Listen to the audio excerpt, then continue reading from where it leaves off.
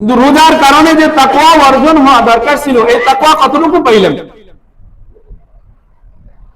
এই তাকওয়াটা আমাদের দরকার না? এই তাকওয়াটা, যে তাকওয়াটা বাকি 11 মাস পর্যন্ত আমাদেরকে নিরাপদ রাখতে পারবে। এই এক মাসে তাকওয়া অর্জন করতে পারলে বাকি 11 মাস আমরা নিরাপদে থাকতে পারবো, গুনার কাছ থেকে বিরত থাকতে পারবো। এটার নাম তাকওয়া। এখন প্রশ্ন হয়, ইমাম সাহেব রোজা তো রাখি, তাহলে তাকওয়া অর্জন হয় না কেন?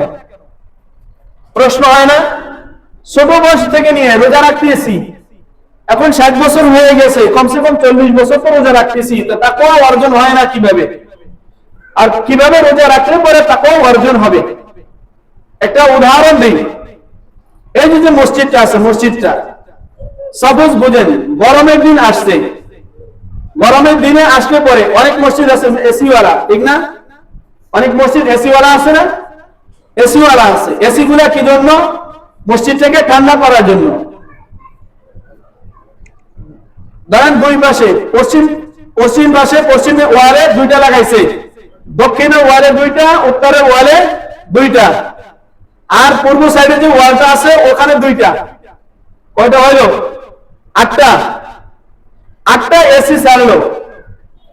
8টা এসি ছাড়ার পরে 10টনি এসি যদি হয়, এসিটা ছাড়ার পরে মসজিদটা ঠান্ডা করে দেবে না? 8টা এসি যদি একসাথে ছাড়ে, মসজিদটাকে ঠান্ডা করে দেওয়ার কথা না? আর পুরো ক্রমে যদি ইমাম সাহেব একটু লম্বা সূরা ধরে, ঠান্ডা এত পরিমাণ হবে, এত পরিমাণ হবে, সালাম ফিরাইতে দেরি হবে, মুসল্লি বলতে দেরি হবে না, ইমাম সাহেব বা মুয়াজ্জিন সাহেব এসি বন্ধ করেন। কারণ কি? এসি ছাড়াইছে, এসি ছাড়ছে, এসি ছাড়ার কারণে মসজিদটা ঠান্ডা হয়ে গেছে। আচ্ছা বুঝেন, এখন এসিও আছে, এসিও ছাড়ছে, কিন্তু যেই সমস্ত শর্তগুলা লাগানো দরকার এই সমস্ত শর্ত নাই। দরজাও খোলা, জানালাও খোলা। বলেন তো এখন মসজিদ ঠান্ডা হবে? মসজিদ ঠান্ডা হবে কেন? এসি তো চলতেই আছে, 10টনি এসি, 8টা চলতেই আছে, এসিও চলতেছে, ঠান্ডা হাওয়াও বের হইতেছে। মসজিদে যে শর্তগুলা ছিল, দরজাও খোলা, জানালাও খোলা, যার কারণে মসজিদ ঠান্ডা হয় না।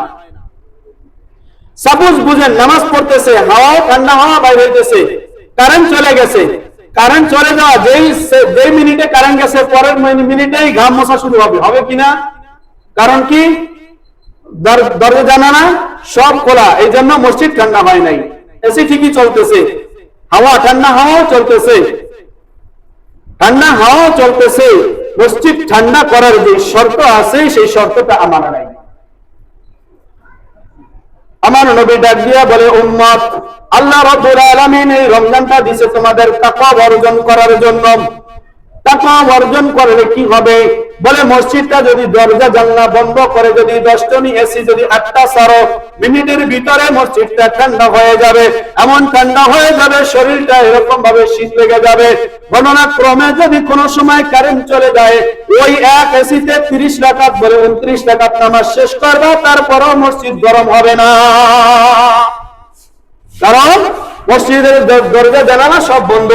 আল্লাহ ডাক দিয়ে বলে, মুমিন, ও আমার মুমিন বান্দা বান্দি, তোমরা এই যে ছোট বয়স থেকে নিয়ে বালিগার পর থেকে নিয়ে 70 বছর পর্যন্ত রোজা রাখতেছো, তাকওয়া অর্জন করতে পারতেছো না। কারণ কি? কারণ কি? তোমরা যেভাবে রোজা রাখা দরকার ছিল, শর্ত পুরা যেভাবে দরকার ছিল, সেই শর্ত তোমরা পূরণ করতে পারো নাই। 1 নম্বর শর্ত হলো, বান্দা রোজা যখন রাখবা, রোজা রাখার পরে তোমার 1 নম্বর শর্ত হলো তোমার চোখ নামে দরজাটাকে বন্ধ করতে হবে। পারছি? চোখের দরজা বন্ধ করতে পারছি? চোখের দরজা বন্ধ করতে পারি নাই।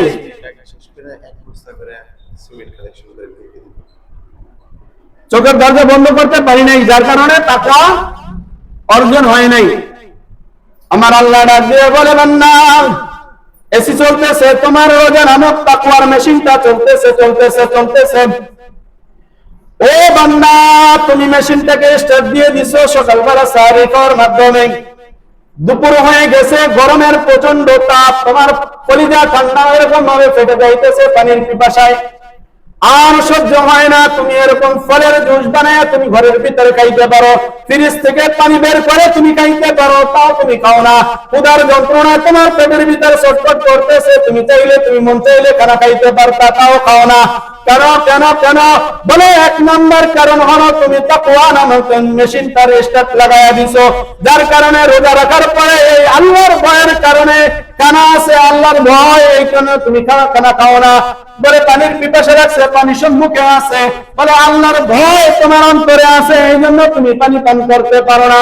তবে এই ভয় কতটুকু স্থায়িত্ব, ও বান্দা, এই ভয়টাকে যদি স্থায়িত্ব করতে চাও, এক নম্বর শর্ত হলো রোজা কবুল হওয়ার জন্য শর্ত হলো তাকওয়া অর্জনের শর্ত, এক নম্বর তো হেফাজত করতে হবে।